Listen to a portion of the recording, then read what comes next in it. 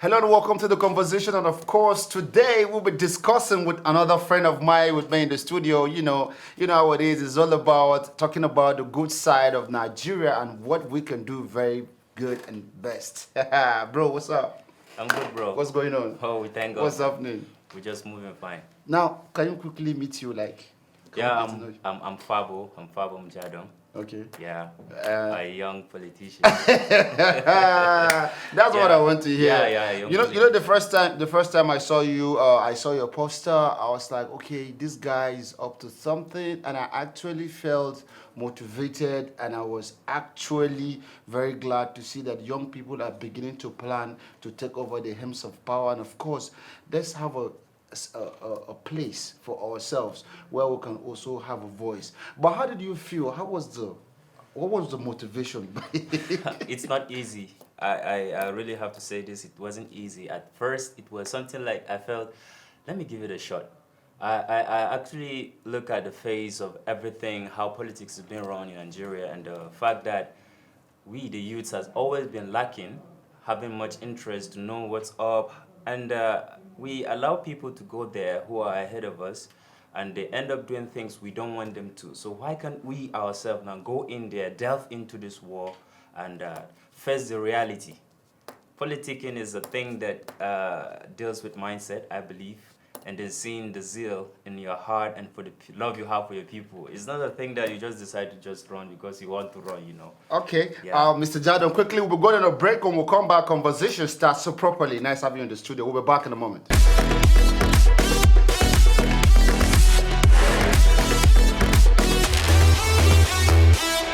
All right, welcome back. If you're just tuning in, it's the conversation, of course, where we talk about the good side of Nigeria and the good youths of Nigeria that are doing wonderful things. Now, first of all, I think I must commend you for the fact that you are among the fortunate Nigerian youths that actually took the bull by the horns for you to dare the not too young to run a movement.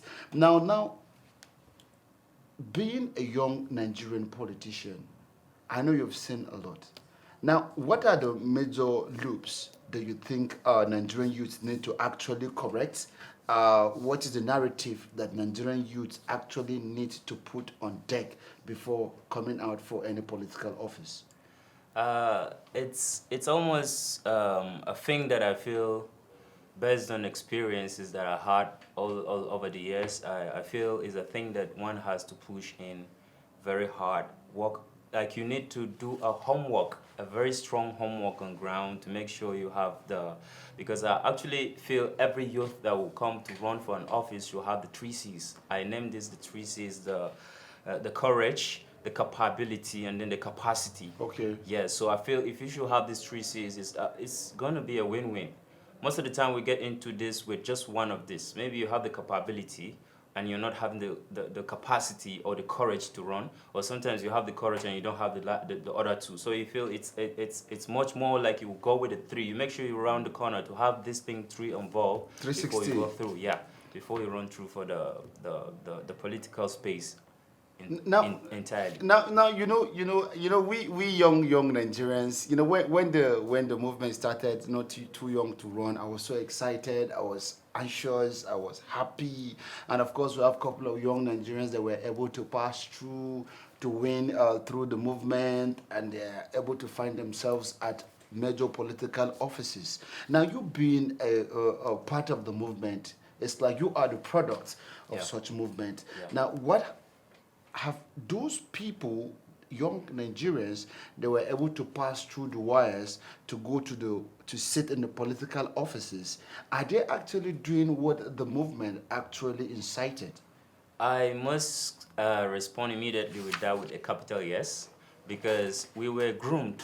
At some point, we had the largest gathering here in Abuja, and a whole lot of people within the nation were there, and then a whole lot of lectures, speakers, different speakers were around, and we were groomed to knowing what we are going into, because it's not a thing that you just be just go through it without even thinking. You have to be having a good mindset of what you're going in through, the office you're going to occupy, and the things, the people you're working. You're not going there for for the sake of yourself. You're going there for the people. So with the mindset we had, a whole lot of us that were able to scale through and score, or let's say get the office they run for, it's been of a plus to Nigerians, because we've been seeing a good works amongst a lot of them who are there in the office. They're not pulling our hands down. They're really doing a great job. They're really doing a great job. Now, quickly, it's not easy. Yeah, it's never easy. Please just put our hands together for Nigerian youths. Yeah, it's not easy. When I said it's not easy, I mean it's not easy. It's never easy. By us putting our hands together for Nigerian youths, because it's a both side thing. We had the male and the female coming together to see how they will actually make this movement happen. Now, let's talk about you as a person. What were those manifestos? What are those things that you wanted to correct, you coming up to represent your constituency? Well, I went in through that with the mindset that I want to be a legislator, and to see how I could be able to go and create laws that will be of benefit to my people, and as well as run some constituency projects that will be impactful, even if I'm not on seat on deck. It will be a thing that people will recall on to say this is a very huge success for us, and a landmark that they are never going to take it off their mind.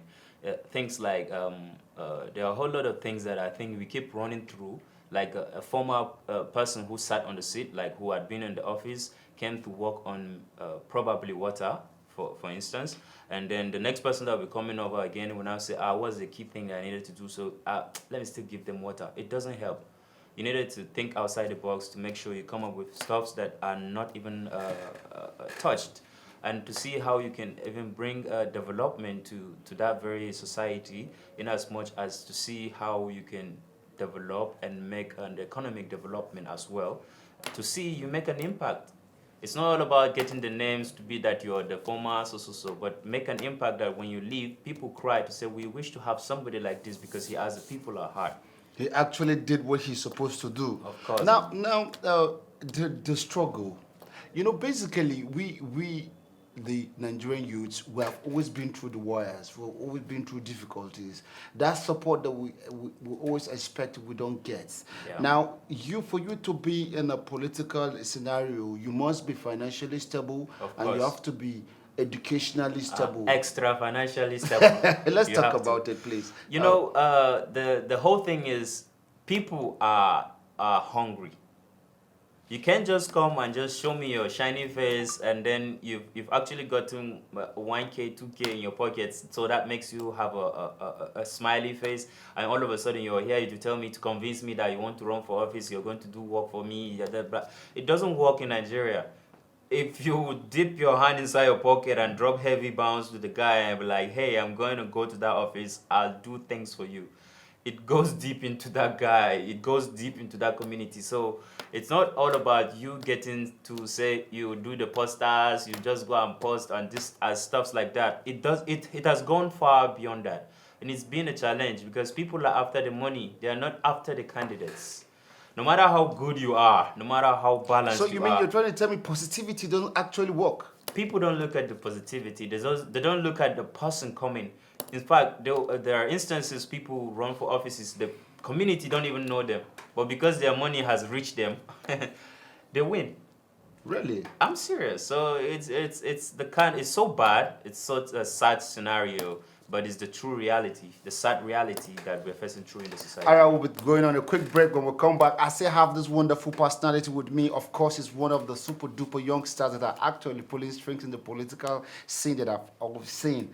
All right, let's go on a break. When we come back, the show continues in a moment. For over 2 years now, thousands of Nigerians and citizens of the world have tuned to viewer television for accurate and reliable reporting that has made the News Live one of the most trusted news programs on television. News Live is viewer television primetime news. We link to the best sources from around the world, source for news stories, deliver on the hour, and we provide in-depth news. My day in the newsroom is a little bit taxing, from sourcing for stories, getting reports from reporters, packaging reports, linking with correspondents, casting the news, creating interviews on subject matters. It's a whole lot, but as a journalist, I ensure timely delivery. My name is Joy Malik. I'm a news anchor and news producer here on Viewer Television.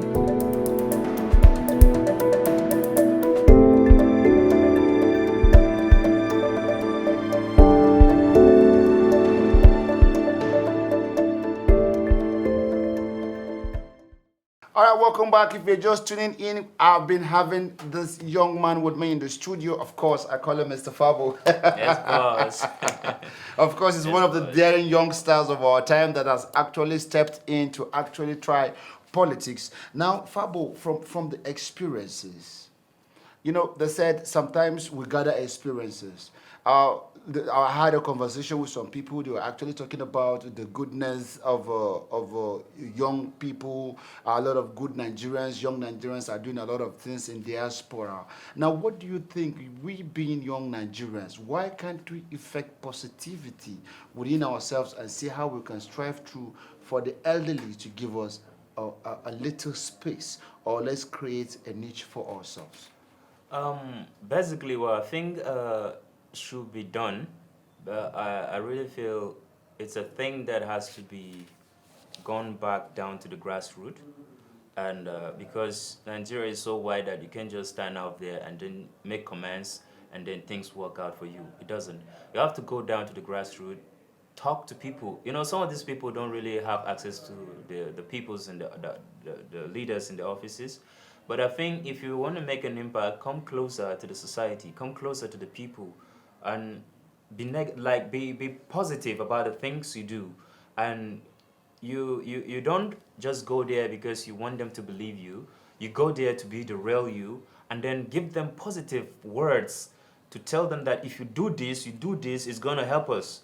It's not a thing that I win alone. It's a win-win for all of us. So it's gonna be a development for us, for you, for everybody. If we could actually set a pace by agreeing, you and I could agree, okay, you are there, because it's not everybody that will be a leader, definitely. Exactly, So if I could have the courage to be a leader and I come down to us and like, okay, let's make this happen.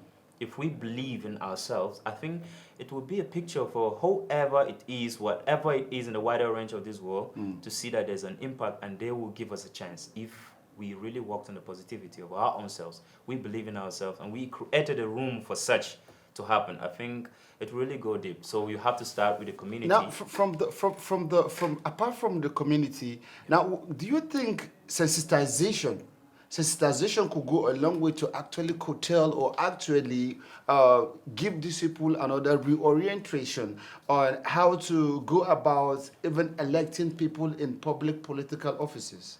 At some point, I feel sensitization should be a key role for me to do. But I keep seeing the thing bouncing back to the real self, no money for pocket. You understand? The money not in your pocket, no Money shoe. not there, you will sit down, will be talking blah, blah, blah. Bros, if you finish, drop something. You understand that kind of mentality? So if you not drop something, people not going to even Now understand money it. won't That money. Nobody get your time. No. It has to be money. If you don't talk money, I know they hear you. You understand? So make it tell me something. Yeah. You know, say, okay, basically the thing is that, so wherever you go, wherever you're going to meet, or any ward you go, or you meet people, so automatically what you have to do is dipping hands in the pocket is a constant issue. It's a constant issue. And I don't really know when Nigerians will come out of this. It's a stressing problem. I think it's a very huge work that we need to put into place for that to be raised, but I don't think it's going to be easy. There's a circular actually going around now. Yeah. I think there was a politician that actually brought food items. Yeah. I think it's like they are planning to do some election. I'm not actually straight about that, but a politician brought food to youngsters. I think he's soliciting for a political office or something. And what they were doing is, after offloading the grains of the truck, the youngsters are now re-offloading the truck back with the grains. Do you know what they were saying? They were saying that they want employment, they want positivity, they want manifestos to be put in place. Now, do you think Nigerian youths will have a voice? Yes. Am I right? Definitely. We have a voice. Yeah. Now, what do you think? How many percent of political public offices do you think should be given to Nigerian youths? If it's that one, we need 70. We need 70% of the spaces. Why 70? Because the youth are the future, and which future has been since yesterday. We're no longer a future of tomorrow. We have already been in that tomorrow since yesterday. We're getting old. No, that's the sad reality. We're getting old. We've still been, since we were kids, they said leaders of tomorrow. Yes. And the tomorrow never reached. Yes. Okay, you understand what I'm saying? Like a movie that says that there was a movie back then. Tomorrow never comes. That's just it. So you people talk like the children are the youth are the leaders of tomorrow. We the youths are the leaders of tomorrow. I think if we will have like dominance of like 70%, I think that would be fair. Really, really fair in the sense that a youth knows when to correct a thing when he is being corrected. But a leader finds it offensive in Nigeria these days that when you say, sir, this thing that you do is not supposed to be like that, the next thing you will be out of his cycle. In fact, he will make sure he will get someone to just blast you and say this person is a bad person. Now let's be candid. Yes, We being the youth, we also have a challenge. of course. We also have they call it youthful experience. We are our problems. Good. Yes. Now basically, there are young people in political offices. Yeah. There are those that are doing well, and there are those that have been misguided. Yes. Now, you being a young Nigerian, of course, just like me and you, what are those things that we need to actually see in a young Nigerian aspiring for political office before giving an office? Because there are two things involved. Some people, once they sit on the office, they forget the manifesto. Yes. We always put that to the old people who say, okay, all they do is to know their cycle. Now we have young people in the political cycle that are not actually delivering the motives and the dreams of not young to run. What is your take? My take on that is that, a whole lot of us that come out running for that seat, if you sit someone down to actually tell you his or her manifesto, what he has in mind to that he is or she is running for that office they are vying for, majority of them will just come and be telling you, well, my manifesto is not here, I need to go and get it. Because they don't even know what they want, they don't even know what to do. You get. But if you have somebody like me who actually know, which I told you earlier, I was running for to be a legislator in my state to create laws that's going to be a benefit to my people, and then as well as to make sure if there are room for constituency projects, to make sure we make impactful ones, not the ones that have been done already, or if it's necessary for someone to go through that, then you just go to refurbish some of the things that are already there. You get. But for the fact that just like I said earlier, we have been our own problem, is that we're not being sincere to ourselves and we don't even know what we want. You can't just start to say you want to run for office and you don't even have a mindset of what you're going into that office to You do. actually raised a point that actually triggered me. I seems to agree with you. At the same time, I want us to argue it out. You said mindset. Yes.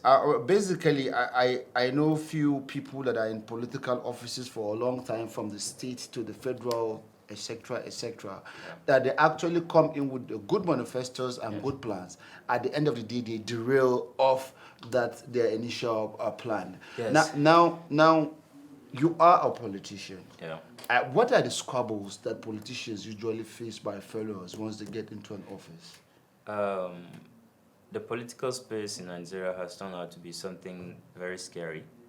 I'm sorry to use that word, but I think it's real reality. But the reason why I said that is sometimes the people and the mindset that is in the leaders is entirely beautiful or pure. But once they've gotten that ticket, they're in that office, everything just deviated to something else. Like people never even, like, this is not what we bargained for. There was never a manifesto.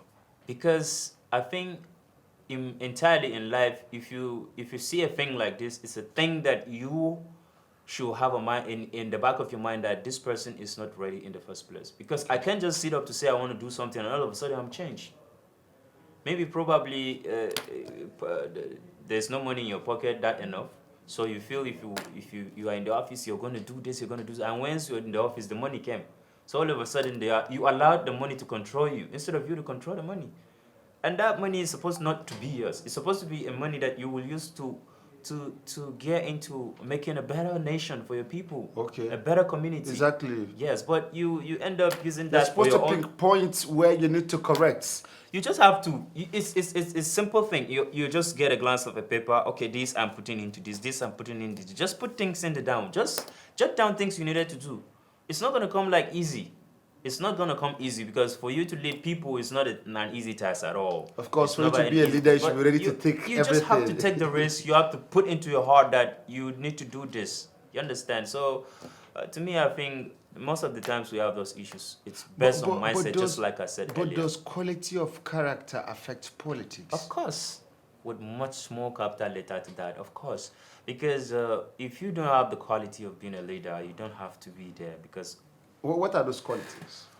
the quality of a good leader, to me, basically, I couldn't go scholarly, because I feel you should have the zeal and the courage to face whatever problem that will be ahead of you, and also have it in the back of your mind that your people are the most key priority of the cost.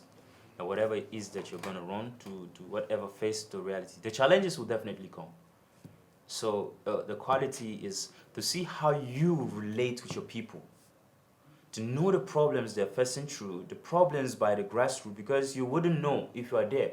So you have to see how you succumb down to their level. You have to come down to their level, go through the grassroots, get to pinpoint things that are needed to be done. Because if you're not there, you wouldn't know.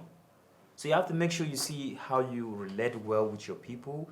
The community really needs to, because I feel it's necessary for somebody in the office to have a town hall meeting regularly, so you can have an idea of what it is. And there's not something, it's not all about having a town hall meeting with people that solve a problem, but you acting on the things that have been discussed. Never neglect a decision that was made in a town hall meeting. Okay. Now we'll be going on a break. When we come back, I still have this young man with me in the studio. When we come back, we'll have more to discuss. Don't go nowhere. And this is the conversation.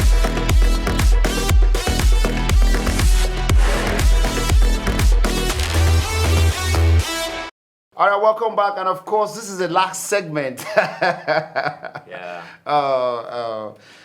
You see, there's this thing that it says, if you want to, is a house approval, Yeah. that if you want to know that Friday is going to be good, it's from Thursday. Of course. Now, you came out for the first time, Yeah. and I guess it was a hit for you. Yeah. Now, do you still have future plans? It's like you're making that as an exaggeration, or you're underrating that. But to be candid, I'm I'm coming back with a full force.